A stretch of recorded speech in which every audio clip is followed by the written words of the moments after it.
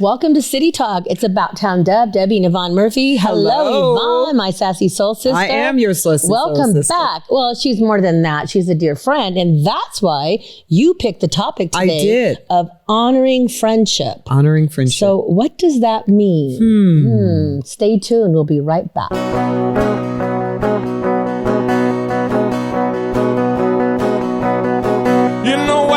In Nevada near the silver mines, there's a kind-hearted woman. She's looking so fine, always taking care of her community, bringing folks together is her cup of tea. She's out on the road and all over the web with a big smiling heart. It's About Town Deb. Welcome to City Talk. I am About Town Deb, Debbie McCarthy, your host. And once again, Yvonne Murphy, my Sassy Soul Sister, by my side. Right by your side. How are you? I'm well, thank you. I feel like I haven't seen you in a while. I know. I'm your like Sassy Soul Sister, always and forever. That is why we're talking about this, because there's many types of friendships and there's many types of, you can go months and months and still feel really close to somebody, or there's friends that you don't see for a while and, they just kind of fade away. They fade away. So I love it that Yvonne never fades away because I won't let her. No. But before we start the show, we want to thank Kim Surratt Law Practice. We want to thank Crystal Basin. And of course, we are here in Sparks, Nevada at the Musicians Rehearsal Center. Christian, thank you for recording and engineering for us. Yes. And I've had a busy few weeks, and I'm sure you've been busy. You've been busy? I've been busy between life and just the weather and getting things done and ready for taxes. Yeah. It's been a busy first quarter. Yeah, sure. It's been busy. For me, it's more, I've lots of family stuff going on in Southern California, so I've been traveling. And, I've mentioned I have this crazy cough thing going on, and we think, I'm like 99.9% sure. We are. It is, which sounds kind of silly, acid reflux. GERD, and it's a big problem nowadays. And I think it's more common than it's very common. And I've just been going to doctors, and I keep thinking it's my imagination. And finally, all the tests came back, and they're like, "You are a candidate for surgery." Yes. So, having said that, young lady, this is what's happening with your health. But as your friend, it was my job to nag you and nag you and remind you, go to the doctor, get a diagnosis. Yeah. Don't believe the first thing. Keep pursuing it. You have to be your own health advocate. So you did that, and I'm proud of you. Well, thank you. But it is important that sometimes our friends need to bug you or need to nag you, but there's a way to do it and a way not to do it. But definitely, we are going to be talking about that. So I'm going to start with a quote. Okay. I love to do that. I love a quote. So let's go with a quote. Oh, I like this one. Friends are those rare people who ask you how you are and then wait to hear the answer. Think about that. Yeah. Because sometimes you're like, I'm fine. And they're like, no, you're not. No, you're not. Yeah. So what do you think? So I'm intuitive about my friendships. If I'm thinking about a person, I like to be in touch and say, hey, I'm texting you or I'm calling you because I'm thinking about you. And you may say that you're fine, but I know better. So a good friend is kind of tapped into your energy. And I think it's the laws of physics. Like attracts like, action and reaction, cause and effect. I think with your friends, you're kind of tapped in on the same frequency. So to me, it's all energetic. So I think my good friends are people that I'm able to connect with on a profound level. Yeah. And there's also, I think I may have mentioned this last week. I was in Las Vegas a while ago for doing some work with Trosper. And I have a good friend who's a writer, a food writer, critic, and writes about all kinds of stuff. And when I went to visit her, had coffee with her, she could feel that I was going through all this stuff. And from the first day I left after meeting with her, she has sent me an emoji or something every single day. Because she said, I want you, you're going to get through this. And if it means me sending a funny little something to make me laugh.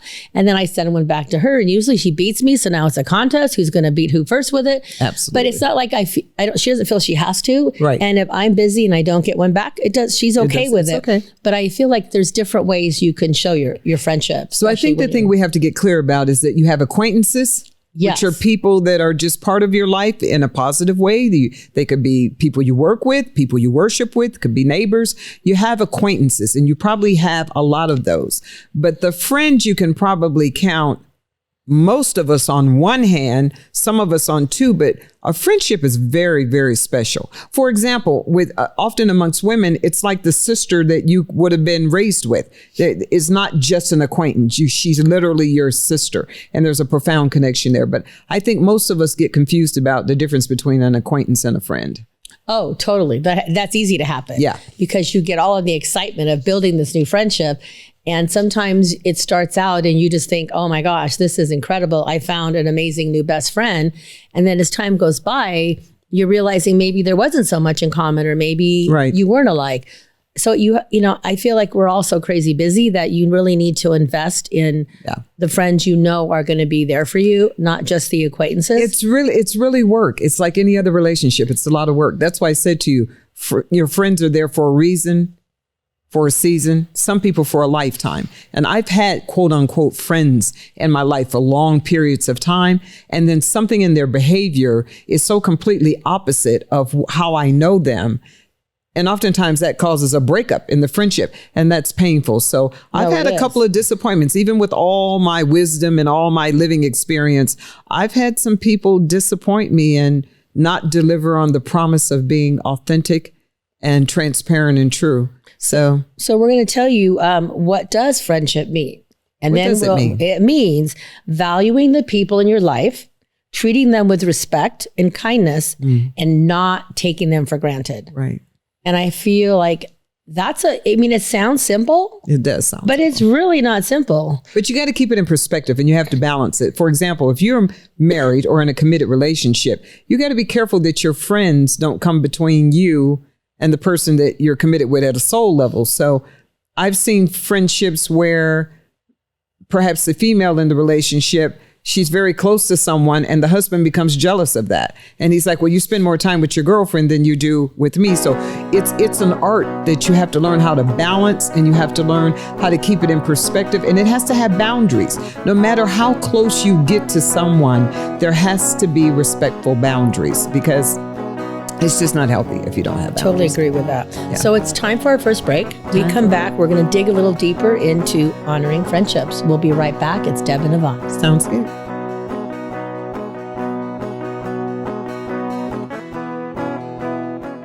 Now more than ever, family matters, and Surratt Law Practice has your family in mind. Kimberly Surratt and her team have been helping maintain healthy families through their holistic approach to adoption and surrogacy, child custody, estate planning, and more for over 13 years. Your family law concerns are in caring hands with Surratt Law. Schedule your private consultation with a compassionate Surratt Law Practice team member today by calling 775-636-8200 or visiting lawyersforfamilies.com. Surratt Law, where family matters.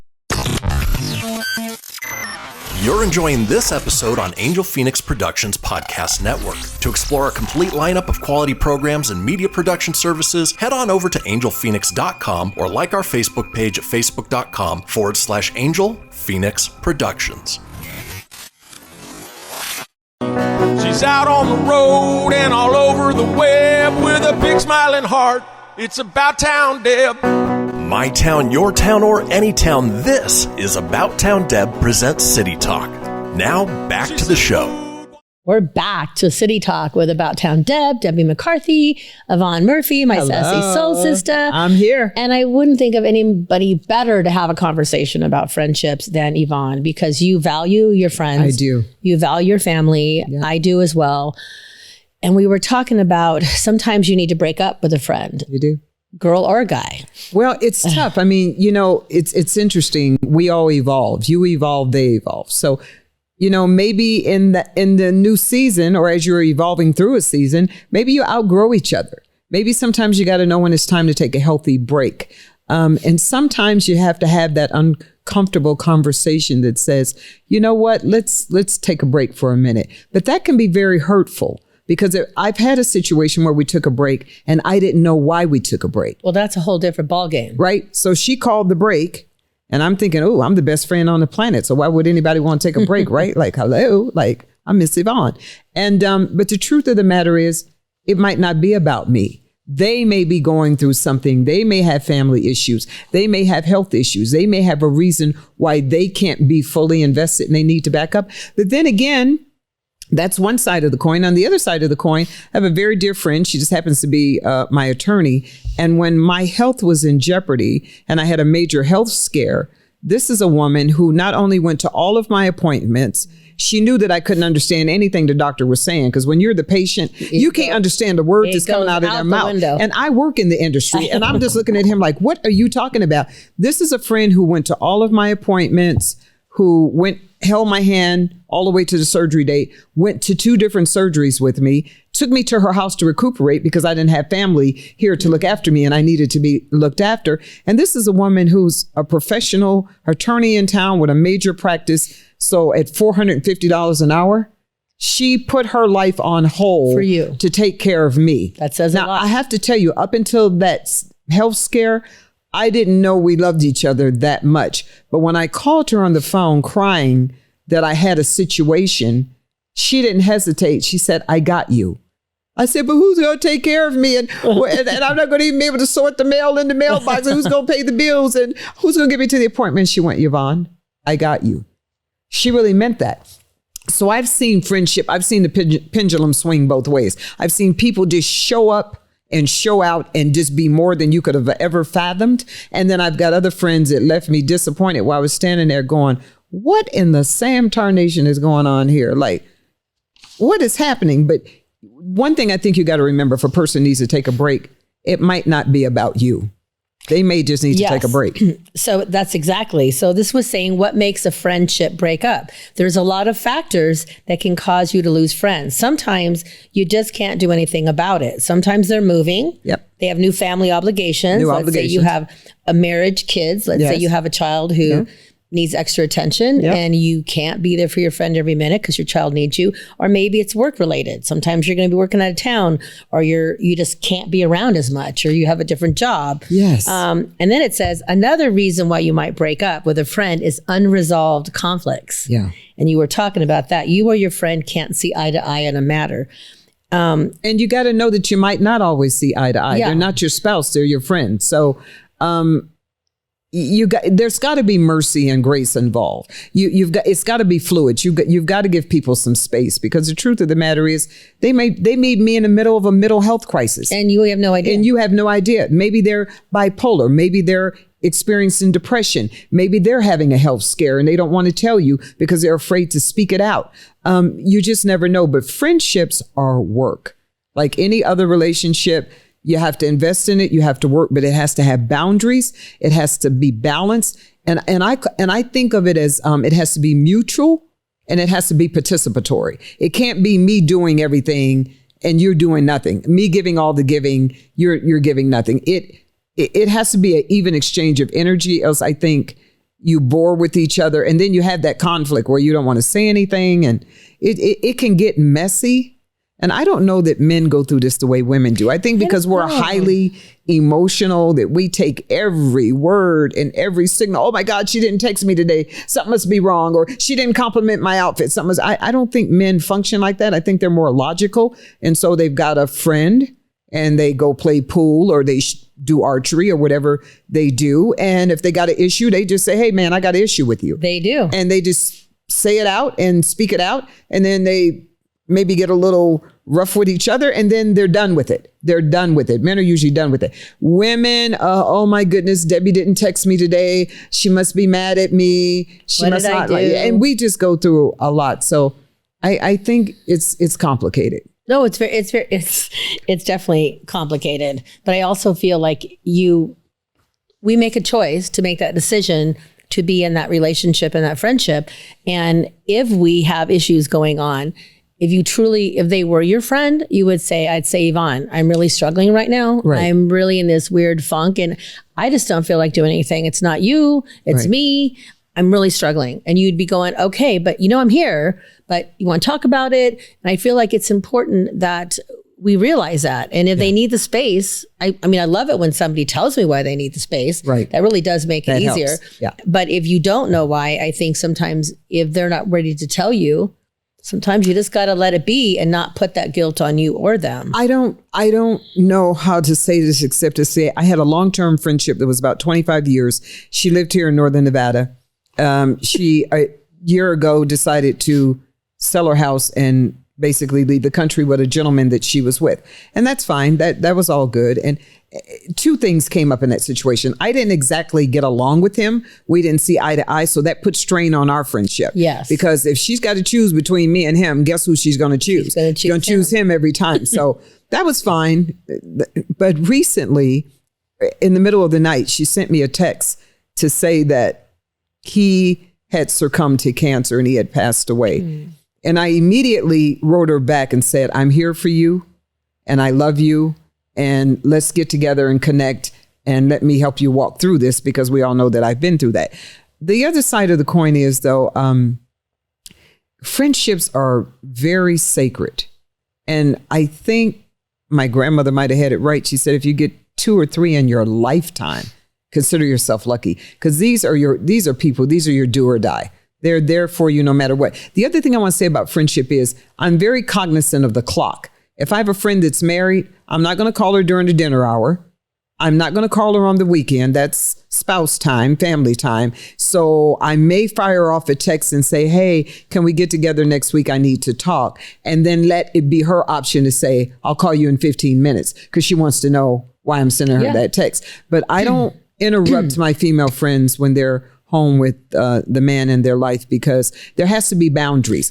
She can't be on the phone talking to me and he's sitting there looking at her going, where's my dinner? Or I thought we were going to watch a movie together. Or I thought we were going to go for a walk together. You're on the phone with Yvonne again. So you got to be respectful when they have other people in their lives and know that you're part of their life, not the totality of their life. And you also, when you think about it, what kind of friends do you want to keep? Yeah. I mean, you have to make that decision, because sometimes you have sometimes you don't need any more friends. You need some time to be with your family as well. But it's saying on this, it says the answer to that question should fall in line with what you value most. When the friends with whom you get along best, the ones you feel close to your connection with, the ones who make you feel you matter even when you feel you don't or you're misunderstood, the ones who are there for you when you need them, and those you can trust. Right. With your most intimate secrets. Yeah. So we were talking about different kinds of friendships, and one of them was the confidant. Yes. And truly, if you have, I do have not quite a few, maybe 3, who I know if I tell them something, and they know if they say, Deb, this is a secret, it's in the vault. Yeah. Plus my memory's going, so I'll forget in 10 minutes. But those are the kind of friends, confidants, that no matter what is hurting inside of you, you can trust them and you could open your soul and heart to them. I like 2 kinds of friends. I like the ones that, by virtue of their existence, demand that I become a better person. They make me want to up my game. They want, I'm always inspired by people who can teach me something and who can expose me to something I don't know. So that's one side of it. The other side of the coin, when you were talking, I was thinking, I have a nephew that I'm actually more friends with than I am his aunt. I'm his aunt by virtue of the blood connection, but we're friends because I've told him several earth-shattering secrets, and it was in the vault. And I said, now, if I don't make it through this procedure, then you can call the family and tell them, but this is what's happening. But don't tell anybody, because I don't need all these people wound up, and I don't need all these people telling me their version of when it happened to them or it happened to a friend. But I have told, his name is Brandon. I have told Brandon 2 or 3 major secrets in the vault. That's pretty special. So we fluctuate between auntie and nephew, but we're definitely friends. But isn't that a blessing? It is. I mean, I have many, nieces and nephews, especially my nieces, that I adore them and I trust them, and they're there for me if I need them. And they know, hey, Aunt Debbie is, as they get older, you become more their friend. Yeah. And I think people who have confidants, you said that earlier about the confidant situation. I think the reason that's so valuable is because if you have a good confidant, you might not ever need to go to therapy ever. Because you got somebody that you can trust and tell your innermost secrets to. So it's that time again. Yeah, it is. Another break. We will be right back. We'll be right back. Continue the conversation on honoring friendships. Be right back.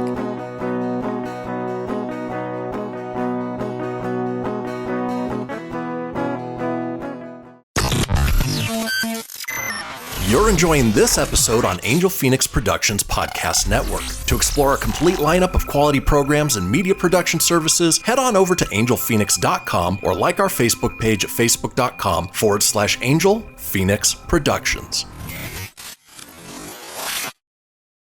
You know that's what she said. Come on, let's have some fun with About Town Deb.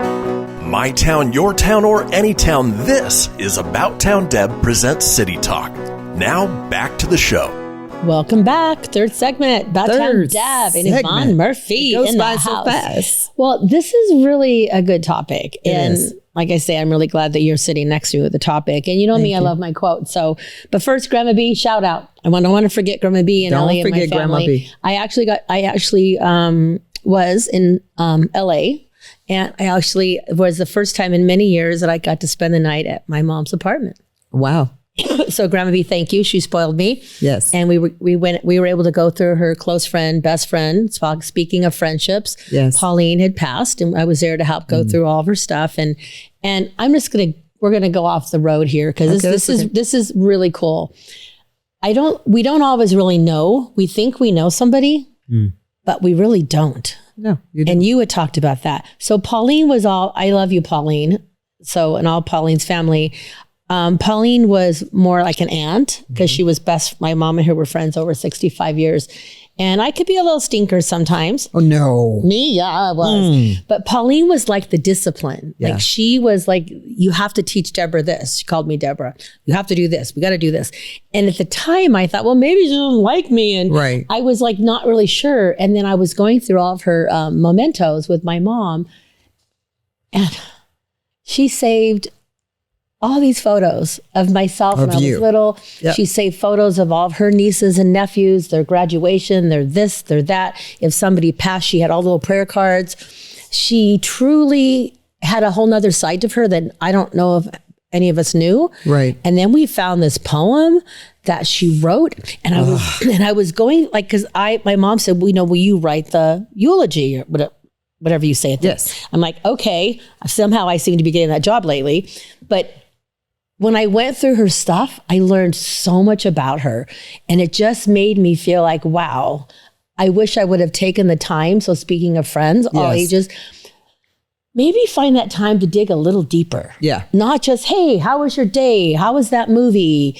I don't even know how to dig deeper, to be honest with you. We do. You really do, though. We know how to dig deeper. I do. So we do. So what could happen is you could request a visit. And you can say, can we go through your photos? I was just going to say that. Can we? I wish I would have done that. Can you tell me about your youth? Can you tell me what it was like in America, 1940, 1950, or whatever the heyday was for her? So agree. That you can get to know, because that is interesting. You said that. I have had on many occasions, unfortunately, where I got to know my loved one when they died and I was going through all their stuff. And I'm thinking, what in the world? I had no idea. That great literature and pieces of art and tickets to trips that I never even heard about. And they save all this stuff, right? And somebody's going to be sorting through your stuff, by the way. I cherished every moment of that. And my mom was sitting, we're like, oh my God. She's like, I found a treasure. And so I would take the photo of it on Google and I'd look it up like, I didn't know she was into this. I didn't know she liked that. And she just saved the most unique little trinkets that I know meant something to her. Like you said, I think that I want to sit down with my boys and say, hey, I'd love to go through some of this stuff because I don't need it all. Because the truth of the matter is, that's where your stories are. Your family doesn't know you completely. Right. Children know you as their mother. So they forget that you were an adult, a person, a teenager. They don't know who you really are. They don't, I think about this now. My mother passed away in 21 and things I were critical about, I now realized before she was my mother, she was a teenager and she had a life and she went to college and she had friends. And these aren't things that we necessarily need to know every detail. But I think that's the lesson for our current friendships. Present moment is the only moment. So maybe the lesson is when you sit down with a lady friend, say, hey, you got any old photo albums? You want to go through your pictures? I mean, I think you should do it like even like right now with Or photos.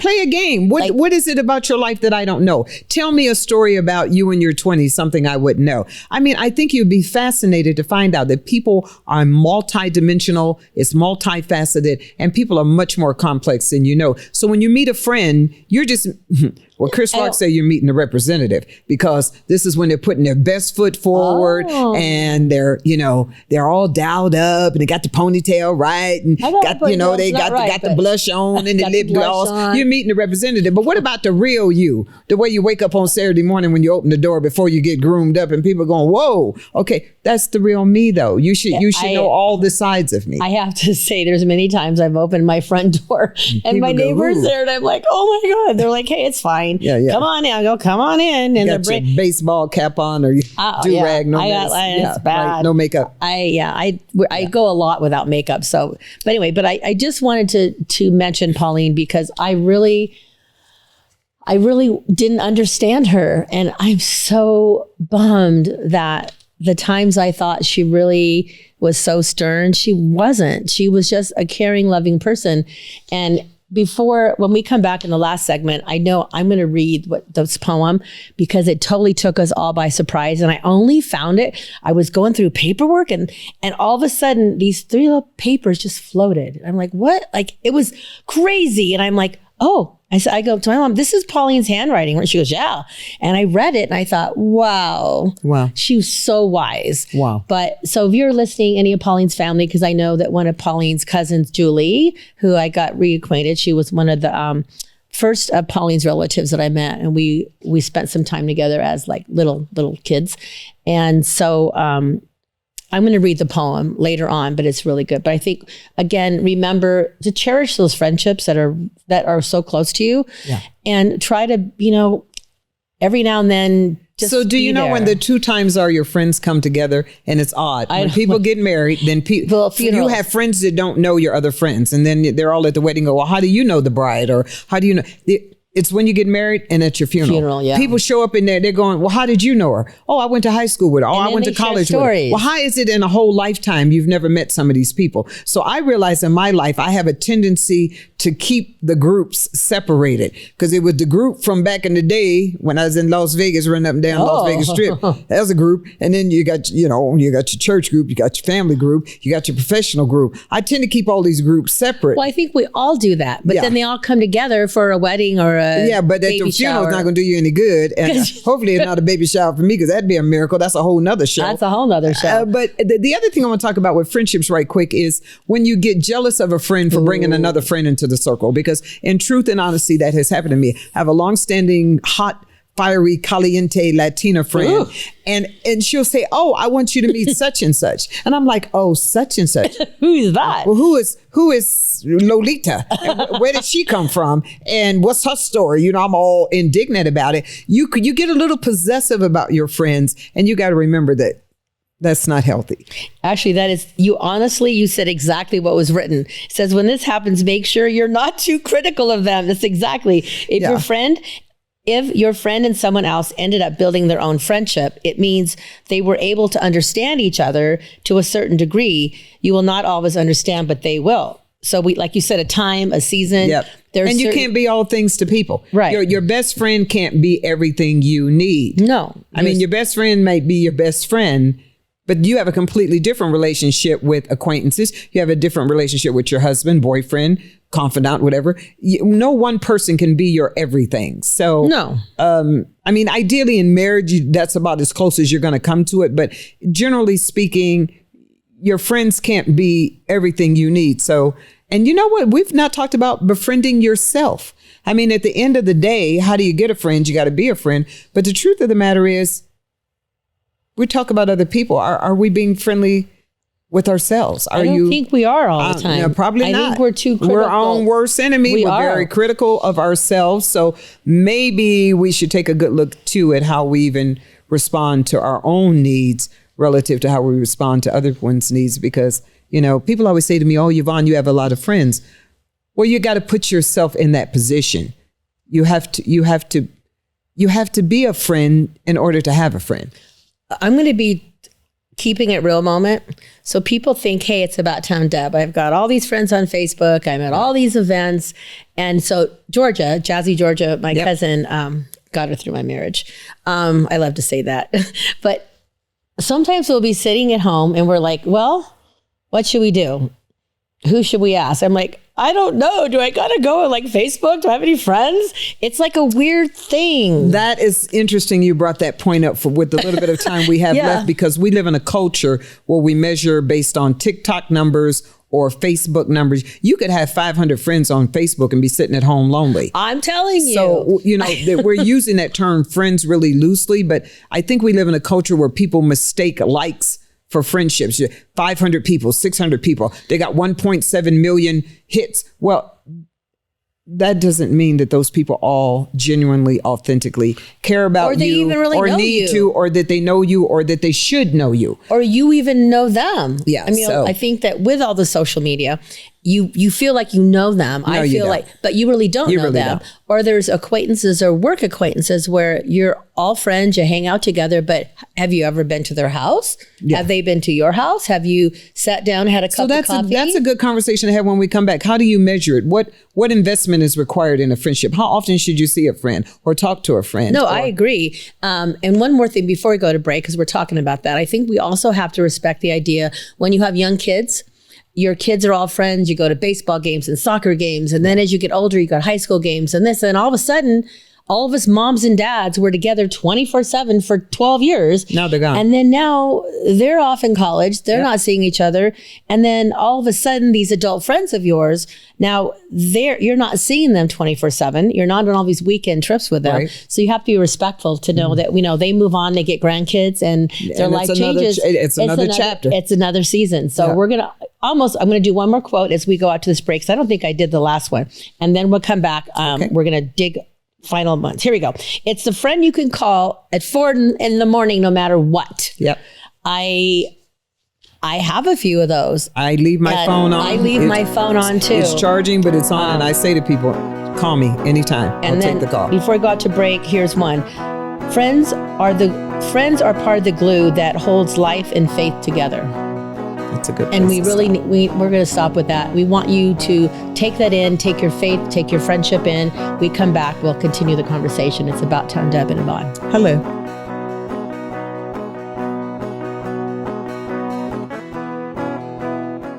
Now more than ever, family matters, and Surratt Law Practice has your family in mind. Kimberly Surratt and her team have been helping maintain healthy families through their holistic approach to adoption and surrogacy, child custody, estate planning, and more for over 13 years. Your family law concerns are in caring hands with Surratt Law. Schedule your private consultation with a compassionate Surratt Law Practice team member today by calling 775-636-8200 or visiting lawyersforfamilies.com. Surratt Law, where family matters.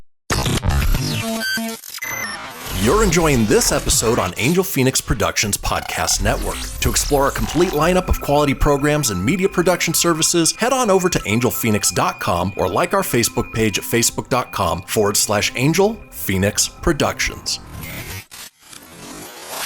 Ready to help from her toes to her head. Just give her a shout. Call About Town Deb.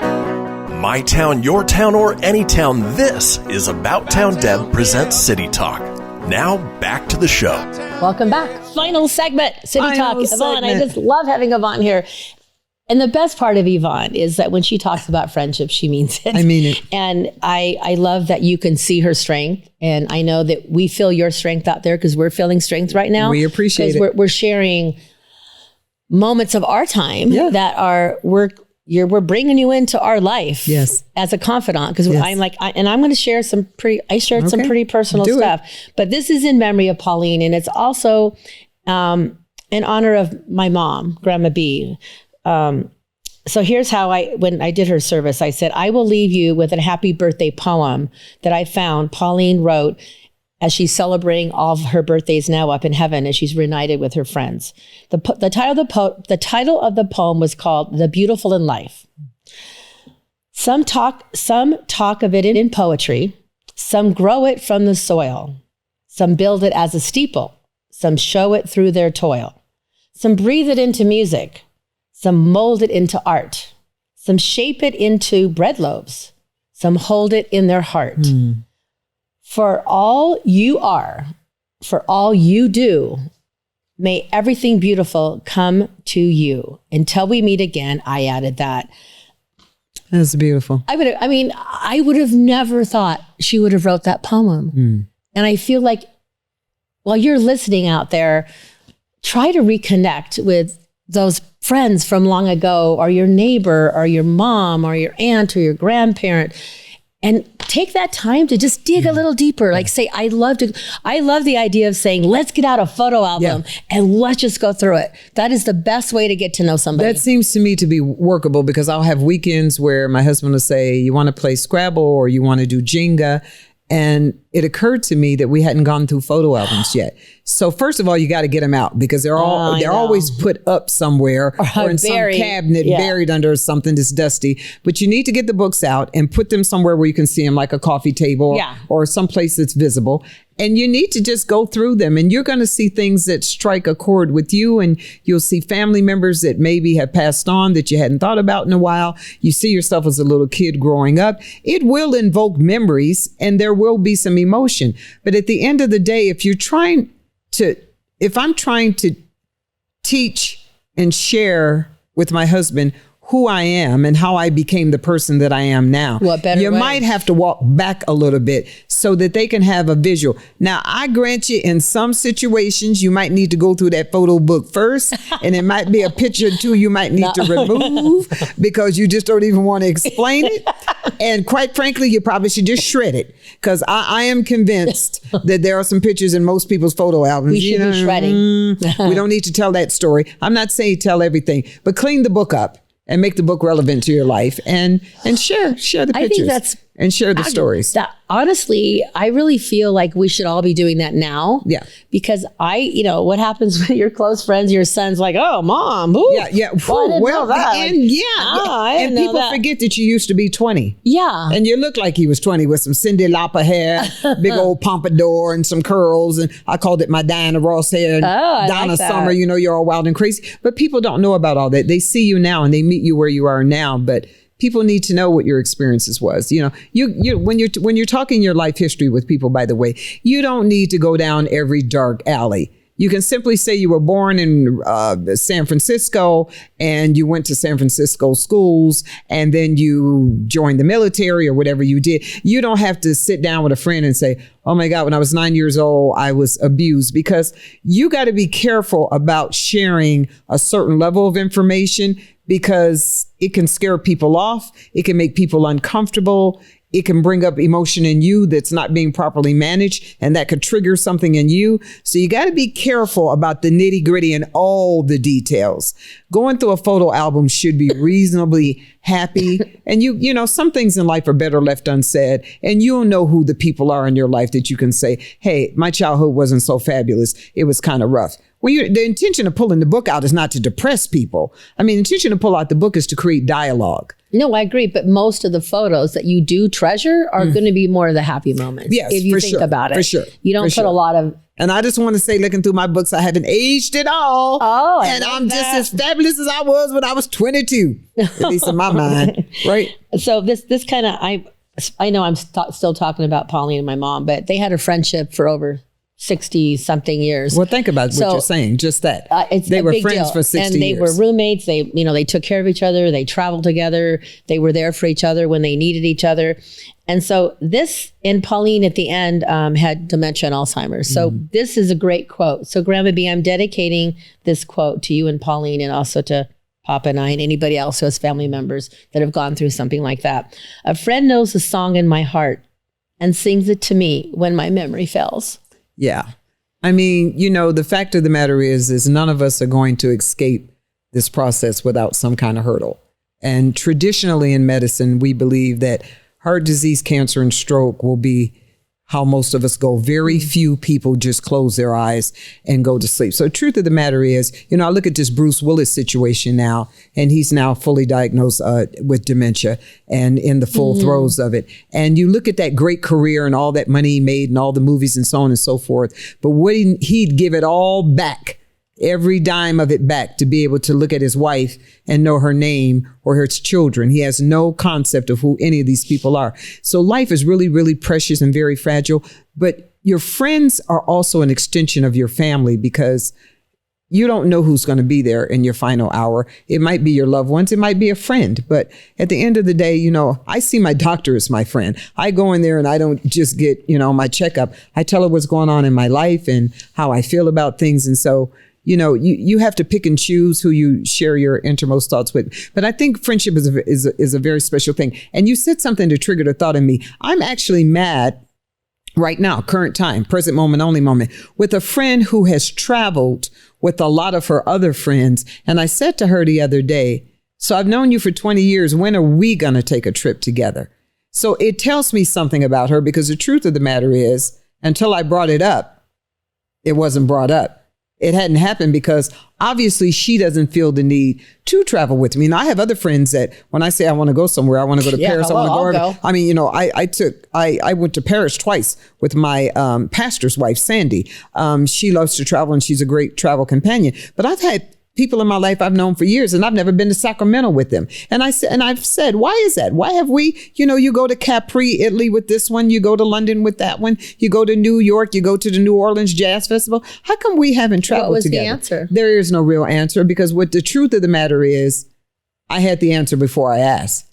She's not feeling it that way. So that goes back to your friends can't be everything you need. You may have friends that travel well, friends that you dine with well, friends that you just hang out with well, friends that you go to the movies with. Your friends don't do everything for you. They, you know, you might, you know, have to have a different friend for a different reason or a different season.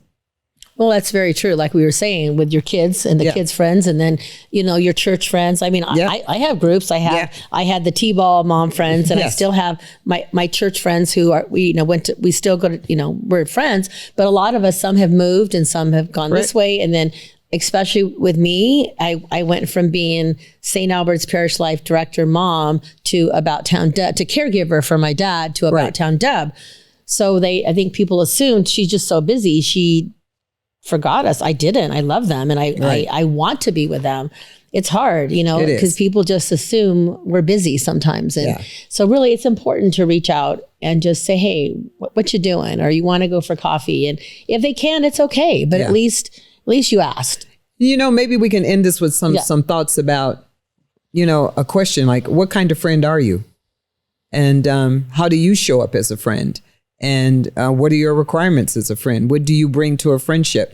I think you got to be there to uplift each other. I think you got to be truthful and transparent. I think you have to be supportive and kind. And sometimes a friend is just that person who listens to you. Most of us don't talk because we want an answer. Most of us talk because we want to be listened to.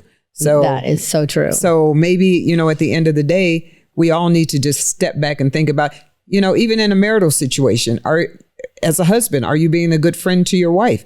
Because, you know, there needs to be a friendship in a marriage as well. Marriage is not just marriage. You have to be friends. Most people say you got to be friends first to have some sort of connection. So maybe we should ask ourselves, what kind of friends are we, and how can we do a better job at it? And you're right, as the seasons change, I see that I have older friends. I have a lot of 80-year-olds in my life now by virtue of just age. They're my neighbors. They're walking through the neighborhood. You're walking with them. You hear about their life, and, you know, you think you're old until you're walking with an 80-year-old and you're thinking, I'm still kind of young. I'm only 66. But, you know, what kind of friend are we? How do we show up as a friend? And, you know, what will we do for a friend? Are you the kind of friend you'd give me a kidney if I needed one? Or are you the kind of friend that would give me gas money if I needed it? Or are you the friend that comes to lunch and never pays the bill? What kind of friend are you? Well, I'm definitely not that kind of friend. Okay, well, I'm just saying. Because I got friends that just assume that I'm paying. And I don't know where they think I got the Treasury Department from. Like, child, you better pull your credit card out and help pay these people. We'd be back there washing dishes. I'd wash dishes, by the way, for somebody. But don't you just hate that when people just assume? Yeah. You know, and then who are all these people that, you know, you hit the lottery and then all of a sudden you got all kinds of friends. Well, what's that all about? Oh, I see, for what I can do for you. So maybe we should just think about what kind of friends are we? And I think it's an interesting subject. You got another quote? You got any sweet words? You know what? It's almost time. But number one, thank you. Thank you. For being here. Always. I like this one. Oh, we talked about this one. A good friend keeps your secrets for you. A best friend helps you keep your own secrets. I don't know. I'm kind of confused on that one. I'm going to have to ponder on that one. Friends come and friends go and friends fizzle out, but you'll always be my friend. There's no doubt. Oh, We used to say that as kids. Oh, I like that. While we're doing one. jump rope or something. Oh, I know. remember jump rope. I know. So we're going to say we love you. We're here do. for you. Very Please, much. whatever you need. Be a good friend. Be a good friend. And we hope we've been a good friend to you throughout all of our different shows. And know that together we are one heart. And be humble, be blessed, and be kind, and have grace with yourself. Yes, I agree. I love you. Love you. Bye, guys.